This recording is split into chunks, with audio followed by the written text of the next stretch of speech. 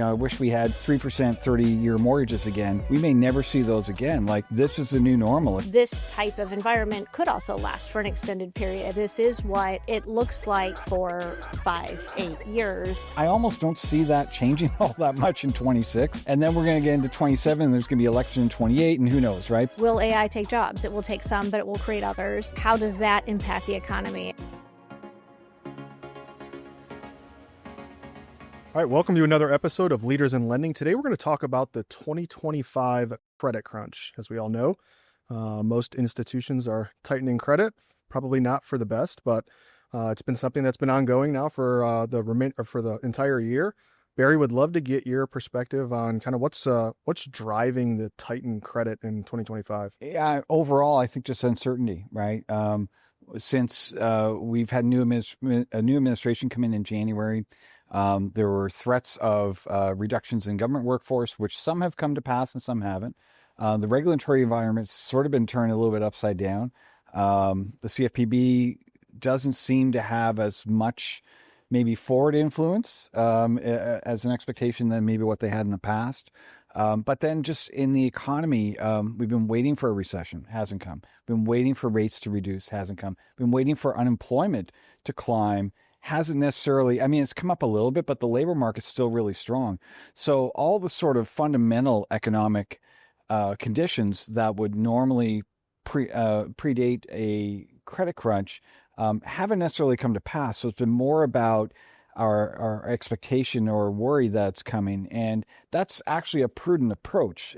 In the face of uncertainty, may not necessarily be the time to take on a whole lot of risk, although I'll argue with myself a little bit on this. The counterpoint is, if everyone else is pulling back, isn't that a really good time for you to pull forward in an aggressive but in somewhat measured fashion? When I say measured, meaning more about the quality of risk. Maybe that's something that where some credit unions and banks could win on. Sure. And I definitely think, geopolitical uncertainty as well. I mean, you touched on the regulatory and the economic uncertainty, but, we continue to see turmoil in different areas of the world and, particularly the Middle East. And then, tariffs on, off. Do we have tariffs? Do we not? On what products? And those rollbacks and the impact of that just continues we've got uncertainty almost in every area of things that normally would be kind of part of the fundamentals of driving those decisions. Everyone's been waiting for a rate cut, right? Stock market up. Labor market's still pretty good. Inflation's running around 3% right now. I know the Fed has won at 2 for a while, but we haven't been there for a long time. Like, there's a lot of conditions that traditionally wouldn't call for a rate cut. And I think as consumers, we all want to see a rate cut. Even in our business, certainly a rate cut would help to create maybe more demand. And I think as someone who manages the balance sheet, if you're a CFO today, you're thinking about, okay, can I put more of the higher rate business on my books now, in the face of perhaps seeing lower rates going forward? Maybe that's a prudent approach to take. Yeah, everything's not ebbing and flowing like it should, right? So you think about, there's many different reasons to tighten credit. You talked about geopolitical. We're talking, there's delinquencies that are rising. Do you think there's one honed in area that is driving the crunch, or is it just a holistic view of all of them? Do you think about the financial crisis in 2008, the GFC, everything felt unprecedented right after. And it was this idea, of the new normal, like the world has changed. Yeah. And I think there's a lot of conversations like this where people are saying, how are we going to get back to that? Like, how are we going to get to less uncertainty and to more stability and to being able to see those, leading and trailing indicators and use them to make decisions? And it could be that we don't. And it could be that this is similar to how zero interest rates, we thought that was a short-term thing and it lasted for an extended period. This type of environment could also last for an extended period. And maybe this is what it looks like for 5-8 years, and there's not going to be a sudden return to the same fundamentals of what we thought were fundamentals before. There are now new fundamentals. Right. This is the new normal, basically, right? There's not been an event like COVID and the pandemic that sort of caused that really brief recession we had in 2020. There's not been an event like the mortgage-backed securities and the housing market kind of imploding back in 2008. I laugh because of the conditions at the time. It was very apparent to all, we were all in the business at that time. And, certainly in California, we could see, if as a money morning quarterback looking back at everything that was happening around the housing market, it's like, yeah, of course this was unsustainable, right? But there's nothing like that happening right now. There's no one thing to see. And so to your point, this is somewhat of the new normal. I hear from people saying, oh boy, I wish we had 3% 30-year mortgages again. We may never see those again. Like, this is the new normal. If you're paying 6 or 7% for a 30-year mortgage, that's probably all as good as you're going to get. It's not like early 80s numbers. I mean, we're not, we could be paying 15%, 17%. It's more like the 90s. When I bought my first house, I think, my rate was somewhere around in the 8s, and I was happy with it. And that was just the way it was. So do you think the ongoing uncertainty, though, like you think about, we talk to lending professionals on a daily basis, and they've been telling us that inflation is going to rise. We're tightening credit. They've been saying it now for almost 3 years, and we haven't really got to that it factor similar to what the GFC was. Do you think that that's going to be the new norm, and because there's so much tightening, it's just going to keep translating as is? Or do you think if we see a surge of untighten that things would pop? Or what are your thoughts there? I mean, you just sort of introduced maybe a concept of this arbitrary tightening across the industry. Maybe that is somewhat governing things today, that's why we're not seeing abundant losses. And I'll go back again to the pre-GFC with housing, where it was stated income applications and no down payments and things like this, like all those sort of risky conditions, somewhat cavalier underwriting standards that went into that anyone can get a mortgage, right? And perhaps now, to your point, Drew, that by lenders tightening more and more, that there's just less of a risk out there of this becoming something that would be beyond the risk of what might otherwise be expected. Well, there's such a reaction too. I mean, there was such a I guess penalization people have different opinions of whether there was enough penalization of the financial industry after, or and how much the ownership the consumer versus the institutions had.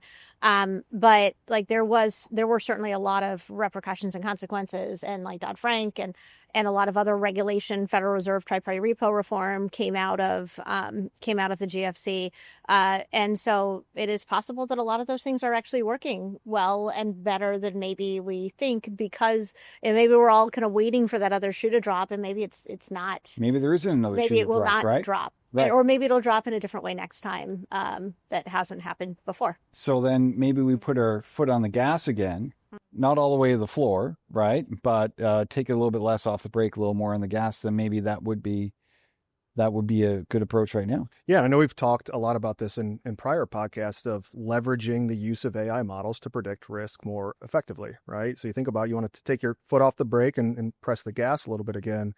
And going back to a prior podcast, we were giving more of a description of how to have the knowledge base to explain having these types of partnerships. But in actuality, about 70% of financial institutions do use some form of AI-driven modeling for decisioning credit, right? So how do you think financial institutions are adapting those models to have less risk, or even to open things up and be more predictive and bringing in the types of borrowers that doesn't add the risk there? So models are only good as the data that's in them. And so what sort of data is being used to train those models is lending data from the past, call it 10 years, 12 years.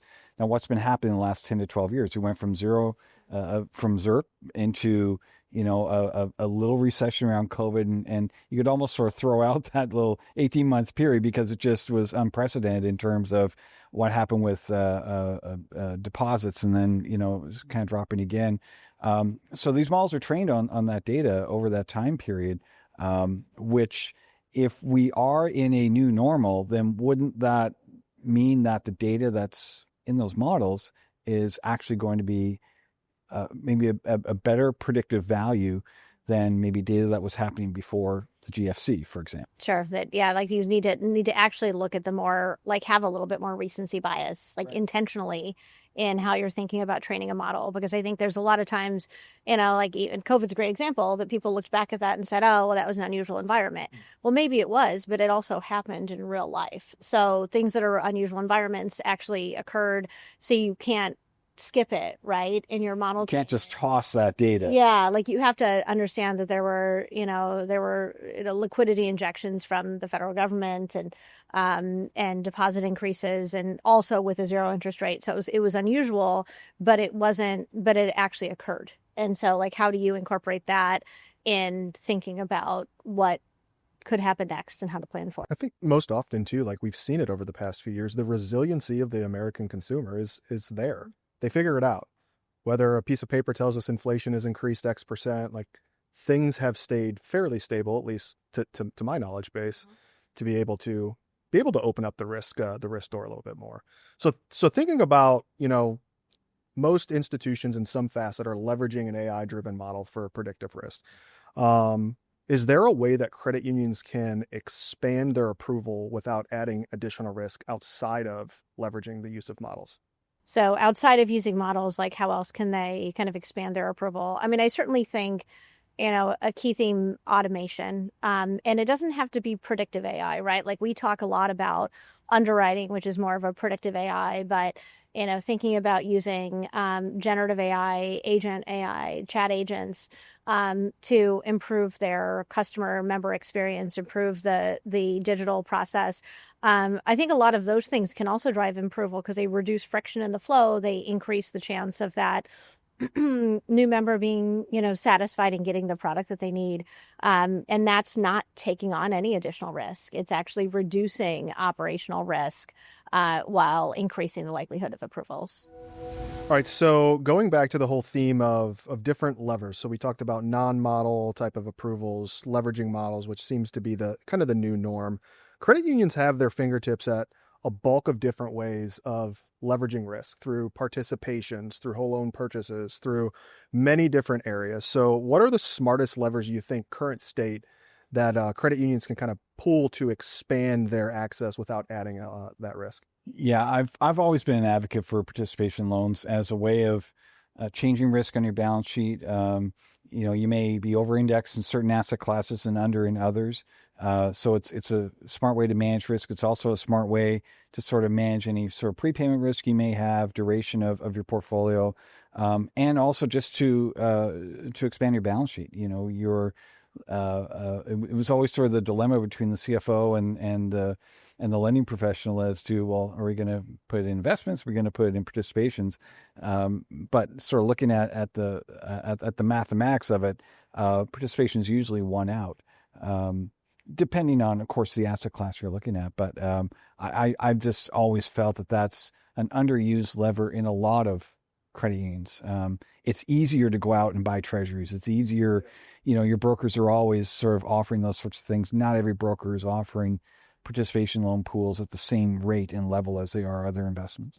And probably allows smaller institutions access to a market that they may not be able to direct originate in, right? That they may not be of the size to set up a full partnership or whether a direct or indirect origination of a product, but they can access certain areas of the credit market without. Totally. Commercial loans, for example, right? The small credit union that I ran years ago, we didn't have a small business platform. We didn't even have commercial loan experience. But we could certainly go out and participate in a loan or a piece of an apartment building or a piece of an office building, as the case may be, and not just give better diversity to the balance sheet and diversifying that risk a little bit, but take a little bit of a return. You could also use a geographic segmentation for risk as well. I mean, just because certain stats come out that the holistic view of the outputted inflation or unemployment is XYZ, it may be more or less in different areas of the U.S. So there are still regional differences in this country, right? Sure. You can even dial down to the state, county level as well. Sure. Well, I think particularly as you mentioned, commercial real estate. I mean, that's a very different market depending on what region you're in. Like Austin, for an example, is getting hit hard, but an area like Columbus actually isn't having the same impact. Return to office is pretty entrenched. Like companies are back at work, so the office office space is pretty full here compared to certain markets. Definitely. Yeah. Another area that credit unions are very in depth with are credit builders or shared secured types of loans. I know that's not a large portion of the balance sheet, but you think about from a de-risk perspective, let's say a credit union was to pull back significantly in their unsecured business to de-risk and take on more collateralized types of loans. How do you think the credit builder system or the shared secured system would drive a risk reduction? Do you think the consumer just doesn't understand that product? Is it not as appealing as being able to get an unsecured personal loan? Or what are your thoughts there on de-risking and using that as leverage, even though it's not as much of a growth parameter? Yeah, no, fair point. I think access to credit is so much more abundant now than it was maybe a generation ago. Do I need to have a secured do I need to put security down for a personal loan now? There's this between fintechs such as Upstart and others out there, and then the products that banks and credit unions have themselves. There's far more access for consumers to find affordable credit for them now, where they don't necessarily need to tie up their own security on it. And I also think in new products that like earned wage access products where people get kind of can kind of tap their paycheck in a more modern way, a digital way. And then also if you think about the, buy now, pay later, like point of sale transactions, you can take those kind of things that maybe somebody who would be using like a secured credit card for can now take out that sort of product, and it's doing more of a fixed installment loan today. And those products didn't exist 10 years, 15 Even years 10 ago. years ago. 10 years Sure. ago. Yeah. And that's becoming the new norm, right? Yeah, that is a very common, which is an entirely different topic of, are those on balance sheet? Do we see those on credit reports? I think there's a lot of industry changes coming to how those are reported, but you think about, we've talked about cash flow underwriting, and cash flow underwriting can help you see some of those things that may not be present on a credit report. So as you think about managing risk, are you actually looking for those new products in a credit report versus just looking at or in the information data you have versus what is just on kind of the balance sheet? That's a great point. Leveraging cash flow modeling through a depository product to see that you're making 4 installment payments to Amazon for a $100 purchase. Like that's probably going to be baked into your risk assessment from underwriting as well too. Buy now, pay later on my burrito, right? 4 payments of $6. Yeah, sure. Yeah. Exactly. Did this episode shift how you think about the credit landscape in 2025? Subscribe to us on YouTube for full video uploads and helpful bonus clips to share with your team.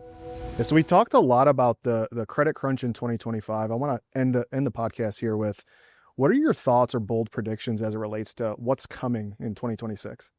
Sure. So I think we talked a lot about like the idea of this. Is this yet another new normal? And is the world kind of fundamentally changing in a new way? I do think a lot of that uncertainty is driven by AI and what will the impact of AI be, whether that's predictive AI, generative AI, agentic AI. I think most people don't even know the difference between the types of AI today. They have ChatGPT on their phone or Perplexity. But I suspect that type of just rapid industry change is going to have such an impact that it's unknown. We can predict all we want, but will AI take jobs? It will take some, but it will create others. Yeah. So how does that impact the economy? I think the shift is going to look more something like how the creation of the computer chip looked than it will just another kind of economic cycle. So I think it's anybody's guess really of what that happens. But I think that will be the primary driver of continued uncertainty until we reset on some new set of fundamentals. Yeah, I mean, isn't AI really, if you think about the internet age, right, which only came about 30 years ago, roughly, right, where, and then 20 years ago, 15 years ago, we started to have it in our pockets, right? Isn't AI just taking that to a different level altogether, which will again result in a brand new normal, right? Here's my bold prediction, and all predictions are free or your money back. In 2026, much the same. I mean, like I think there's again, we talked a little bit about tariffs and so on, and the regulatory environment, and there's been so much uncertainty with the direction of this administration. I almost don't see that changing all that much in 26. And then we're going to get into 27 and there's going to be election in 28 and who knows, right? But so I think with all that uncertainty, there's going to be a lot of inertia. We're just going to sort of stay where we are. Maybe rates go down a little bit, maybe they don't. But even if they do go down, I don't see them going down all that much. It's still sort of perplexing to me that despite all this uncertainty, despite the inertia and so on, the stock market keeps going up. Now, why is that? Earnings have been pretty good so far in 2025. And there's really nothing on the horizon, short of a geopolitical event or something, another COVID pandemic sort of thing. It doesn't feel like there's anything that's going to be sort of changing that momentum all that much. So if I'm sitting in a CFO chair or a CEO chair or a lender's chair, I am maybe putting my foot on the gas a little bit more now. As rates are still a little bit higher, I can maybe pull a little more yield. And if rates do drop, then maybe that just helps me for a borrowing cost down the road, for that higher rate stuff that I've kept in my books, knowing that there's a prepayment risk with that. But nonetheless, that old adage of, the farmer makes hay while the sun shines. I mean, the sun's shining from a high yield perspective. So why not take advantage of that as much as you can right now? In a smart way, right? Yeah. Without taking on a whole lot more credit risk. But you could maybe look to other asset classes that you're not participating in now, or other unique ways of looking at underwriting, so that you are sort of either increasing approval rates or improving the wide array of borrowers that you may have today. Yeah, a little bit of a traditional asset allocation, dollar cost averaging. Do a little bit of everything and go in stepwise over time. It's tried and true from an investment strategy, right? Yeah.